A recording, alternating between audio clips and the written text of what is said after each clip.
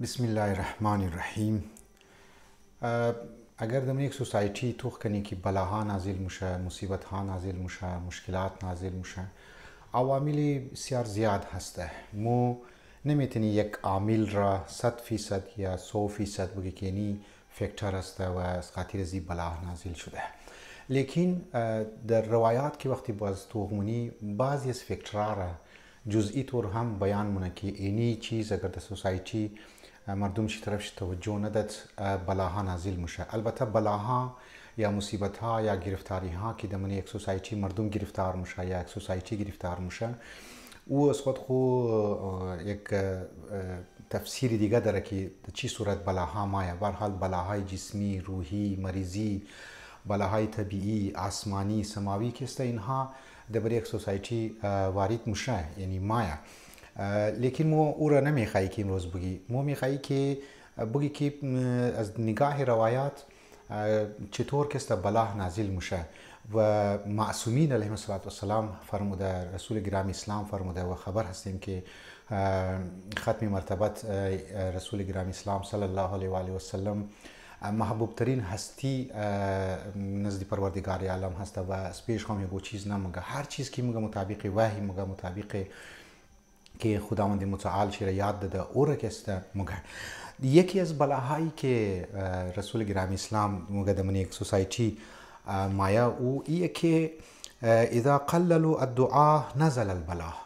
زمانی که در یک سوسایتی دعا کم شد، در یک سوسایتی مناجات ختم شد، رابطه انسان کت خدا که است کم شد، اونجی بدانین که بلاها نازل مشنه.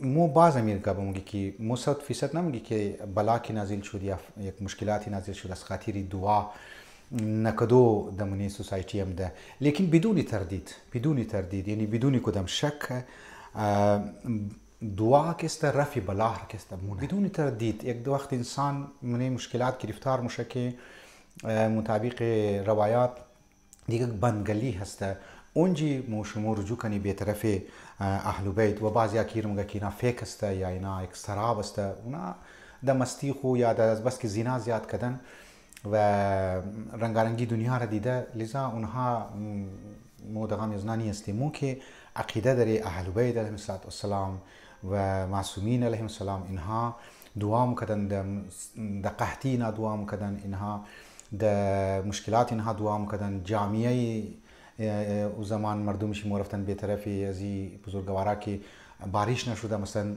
دعا کنین. لذا وقتی که ما توق منی روایات بدون شک دعا که است رفع بلا مونه.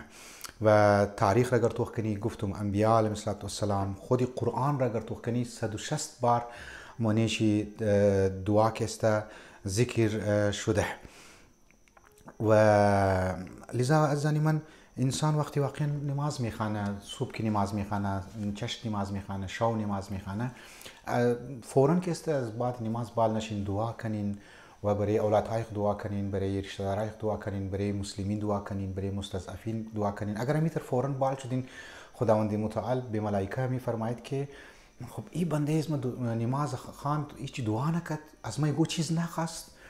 لذا امیدواره که مو وقتی که میگی که دعا معنیش یه که سوسایتی به طرف معنویات بوره، سوسایتی به طرف خدا کسته بوره و از خود یک اثراتی هم داره و یاد چون باشه دعا هم وسیله هم هدف است. اینی از طریق دعا مو دمزو مقصد خواهم که است مرسی بعضی اوقات و خود دعا هم مقصد است. یعنی امی که ما دعا کردم معنیش که ما کت خدا در صحبت منم، کت خدا در گپ میزنم و هدف اسلام هم امیه که انسان کت خدا نزدیک شونه، کت خدا گفت و شنید کنه. و السلام علیکم و رحمت الله و برکاته.